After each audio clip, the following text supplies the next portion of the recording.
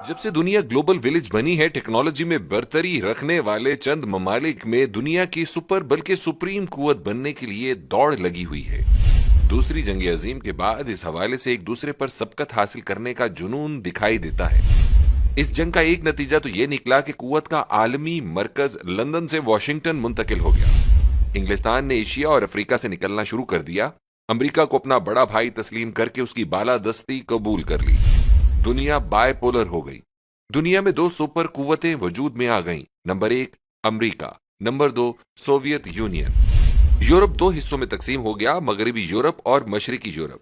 दरहकीकत ये ज्यादातर इक्तिसादी तकसीम थी।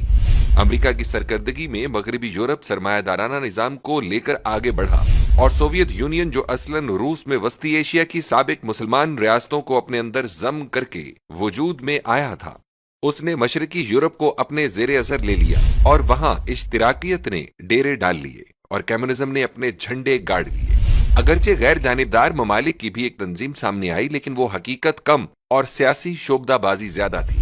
भारत और मिस्र जैसे ममालिक ने इस सियासी शोबदाबाजी से काफी फायदे हासिल किए। अमेरिका और सोवियत यूनियन अपने अपने इत्तेहादियों के साथ एक दूसरे पर सबकत ले जाने की दौड़ में असल फरीक थे। तारीख का मुताला करें तो मालूम होता है कि हर एक को सिर्फ ये फिक्र लाहक होती थी कि हर शोबे में वो दूसरे को पीछे छोड़ दे। अमेरिका पहले एटम बम बनाने में कामयाब हो गया। अगरचे ये नाजी जर्मन साइंसदानों का कारनामा था, लेकिन ये अमेरिका मुंतकिल हो चुके थे। तो सोवियत यूनियन खला में जाने वाला पहला मुल्क बन गया। फिर चांद की तरफ दौड़ लगी, वहां अमेरिका पहले पहुंच गया। हकीकत यह है कि असल मुकाबला सियासी और अस्करी सतह पर था। साइंस और टेक्नोलॉजी में तरक्की उसी का एक जुज था। इस दौरान दोनों सुपर कुव्वतें गुत्थम गुत्था रहीं और बाकी दुनिया के फहीम और समझदार क़यादत रखने वाले ममालिक फायदा उठाते रहे। और पाकिस्तान जैसे ममालिक हाथियों की इस जंग में इस्तेमाल भी होते रहे और पिसते भी रहे। फिर इस हवाले से चंद मिसालें देकर नाजरीन को बताने की कोशिश करेंगे कि किस तरह दोनों कुव्वतें एक दूसरे को मुख्तलिफ महाजों पर फंसा कर खुद सबकत ले जाने की कोशिश करती रही, ताकि नाजरीन ये समझ सकें कि मौजूदा गजा की जंग का हकीकी पस मंजर क्या है।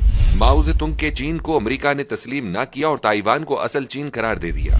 सोवियत यूनियन ने शुरू में चीन से अच्छे ताल्लुकात बना लिए। अमेरिका ने अपनी चौधराहट के लिए शुमाली वियतनाम पर हमला किया तो चीन और रूस मैदान में आ गए और गुरीला वॉर में शुमाली वियतनाम की भरपूर मदद की।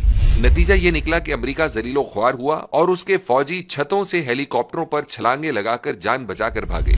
फिर इस तरह की बल्कि इससे बड़ी गलती सोवियत यूनियन से हुई। उसने ताकत की तरंग में अपने छोटे हमसाया मुल्क अफगानिस्तान पर, जो उसका हलीफ भी था, हमला कर दिया।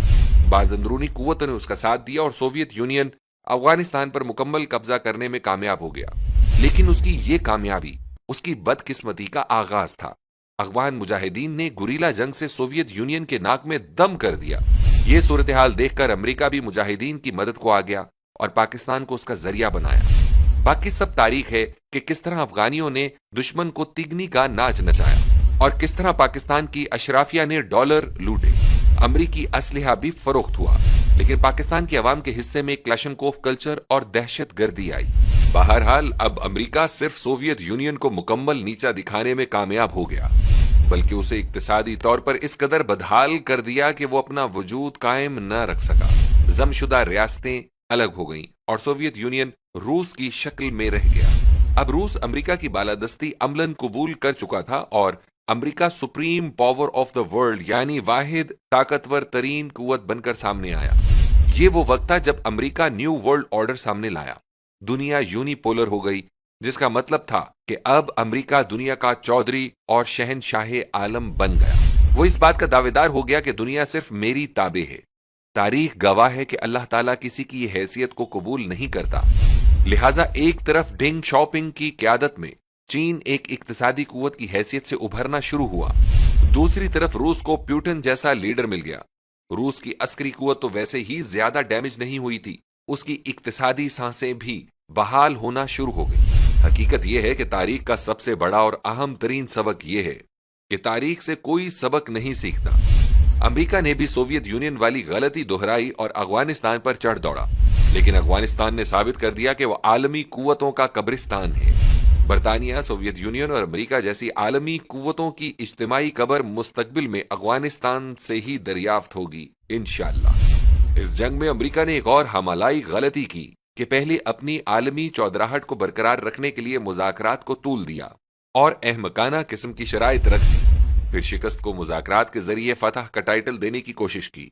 नाकामी पर शिकस्त को एक रूटीन का मामला या बाइज्जत रुखसती बनाना चाहा, लेकिन इस सारी खींचतान ने उसे ज्यादा जलील किया और एक सुपर कुव्वत की हैसियत से दुनिया में उसका इमेज बहुत बुरी तरह खराब हुआ। अलबत्ता यह भी एक हकीकत है कि उसका तकब्बुर और रऊनत अब तक इस जिल्लत आमेज शिकस्त को तस्लीम करने में हायल है और वो शब रोज ऐसी हरकत का मुर्तकिब हो रहा है कि कभी चीन के BRI मंसूबे में रुकावटें करने की मंसूबाबंदी करता नजर आता है और कभी मशरकी यूरोप के ममालिक को नेटो में शामिल करके रूस के लिए मसला खड़ा करता है। रूस चूंकि इक्तिसादी तौर पर अभी पूरी तरह खुद को संभाल नहीं सका, इस हवाले से भी अमेरिका की साजिशें जारी हैं और आखिरी काम उसने ये किया कि यूक्रेन में हुकूमत तब्दील करने के लिए साजिशी किरदार अदा किया। वहां के एक अदाकार लीडर के जरिए यूक्रेन को नेटो का हिस्सा बनाने की मंसूबाबंदी शुरू कर दी। गोया रूस की बगल में एक नेटो इत्तहादी की जगह बनाई जा रही थी ताकि किसी वक्त रूस की बगल से हमला किया जा सके, लेकिन रूस ने ये प्रीएम्प्ट करके यूक्रेन पर गुज़िश्ता साल हमला कर दिया। यूक्रेन पर रूस के हमले के जवाब में अमेरिका ने पाकिस्तान में रिजीम चेंज करके रूस और चीन दोनों को एक अहम साथी से महरूम कर दिया।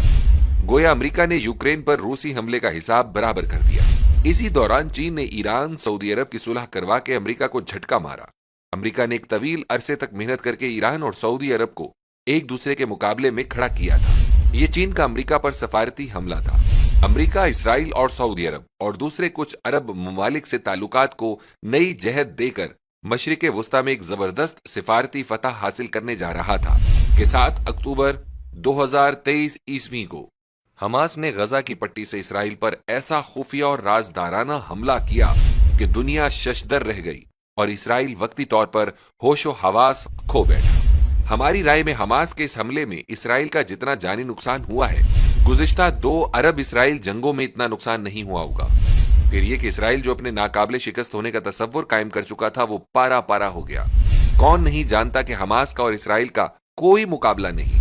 इसराइल के जवाबी हमले से हमास को नाकाबिले तलाफी और शदीद जानी और माली नुकसान पहुंचेगा, लेकिन इस नुकसान के बावजूद इस जंग के कुछ ऐसे नताइज सामने आएंगे जो इसराइल के लिए डरावना ख्वाब साबित होंगे। इसराइल जो मुज़ाकरात का झांसा देकर और अच्छे ताल्लुकात का जाल बिछाकर अरबों को जकड़ने जा रहा था, वो अब इंतहाई मुश्किल और शायद नामुमकिन हो गया है। फिर यह कि इसराइल के दिफा की बहुत सी कमजोरियां सामने आई हैं और सबसे अहम बात यह कि अगरचे वहशियाना बमबारी से इलाके में इसराइल अपनी दाशत कायम कर लेगा, लेकिन जमीनी हमला करके अगर इसराइल आगे नहीं बढ़ता तो वो असल हदफ नहीं हासिल कर सकेगा। फिर यह कि जमीनी हमले के जवाब में हिजबुल्लाह, जिसे ईरान की हिमायत हासिल है, वो अगर जंग में कूद पड़ता है तो इसराइल की मुश्किलात में इजाफा हो जाएगा। अमेरिका ने अपना सबसे बड़ा बहरी बेड़ा करीबी बंदरगाह में पहुंचा दिया है, जिसमें जदीद तरीन हथियार भी हैं और 2000 के करीब फौजी भी इसराइल की मदद को पहुंच सकते हैं। हमने आगाज में अमेरिका और मुखालिफ कुव्वतों की धींगा मुश्ती से जो आपको आगाह किया है, देखना यह है कि अब यह कशीदगी क्या शक्ल इख्तियार करती है। अगर चीन और रूस असलहा, बारूद और दूसरे मादी वसाइल से न सिर्फ हमास और हिजबुल्लाह बल्कि खित्ते के दूसरे ममालिक की मदद करके एक तवील अरसे तक अमेरिका को मशरिक वस्ता में जंग में फंसा देते हैं, तो फिर यह जंग वो सूरत भी इख्तियार कर सकती है जिसके बारे में बहुत सी अहादीस मुबारका हैं। अगरचे उनका कोई टाइम फ्रेम हमें मालूम नहीं है, बहरहाल मालूम होता है कि अब कोई अनहोनी होने जा रही है। एक और बात हम नाजरीन पर वाजे कर दें कि जिन बहुत सी जंगों का हमने आगाज में जिक्र किया है, वो महज एक दूसरे पर सबकत ले जाने के लिए लड़ी गई थी, लेकिन ये जंग उनसे बिल्कुल मुख्तलिफ है। इस जंग ने मुस्तकबिल की सिमत तय करनी है। ये जंग इसलिए भी बहुत ज्यादा खतरनाक साबित हो सकती है क्योंकि किसी एक फरीक की पसपाई मामूली या वक्ती नहीं होगी, बल्कि इसराइल और उसका सरपरस्त अमेरिका अपना हदफ हासिल किए बगैर पीछे हटते हैं तो उन्हें आने वाले वक्त में भी ऐसे हमलों का सामना करना पड़ता रहेगा। और अगर हिजबुल्लाह ईरान की सरपरस्ती में हमास की कोई मदद नहीं करता तो समझ लें कि कुछ अरसे बाद हिजबुल्लाह को भी हमास जैसी तबाही और बर्बादी का सामना करना पड़ेगा और ईरान को भी नताइज भुगतना पड़ेंगे। अब यह कि चीन और रूस पर मशरिक वस्ता के दरवाजे बंद हो जाएंगे। इसराइल फलस्तीन ही नहीं, कुछ अरसे बाद अरबों को भी रोंद डालेगा।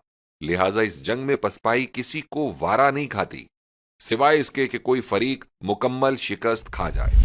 इस जंग के हवाले से मुसलमान ममालिक का तर्ज अमल और रवैया अफसोसनाक ही नहीं, शर्मनाक भी है। जहां तक पाकिस्तान का ताल्लुक है, उसने माजी में अरब इसराइल जंग में अहम रोल अदा किया था, لیکن آج غزہ کے معاملے میں اس کا کوئی ذکر نہیں۔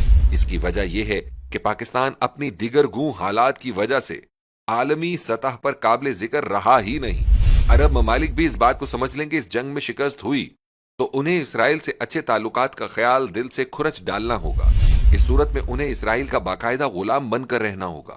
وہ صرف اسرائیل کے باج گزار بن کر رہ سکیں گے، وہ بھی وہ جن پر اسرائیل مہربان ہوگا، ورنہ اسرائیل انہیں صفائے ہستی سے مٹانے میں دریغ نہیں کرے گا۔ پھر عرب بھول جائیں کہ ان کے ساتھ معاملات سفارتکاری یا کسی قسم کے سافٹ سلوک سے طے کیے جائیں گے۔ یہ جنگ مر جاؤ یا مار دو کی جنگ ہے، ذلت کی زندگی یا عزت کی موت۔ عربوں کو یکسو ہو کر فیصلہ کرنا ہوگا۔ یاد رہے اللہ تعالیٰ بھی انہی کی مدد کرتا ہے جو خود اپنی مدد آپ کرتے ہیں۔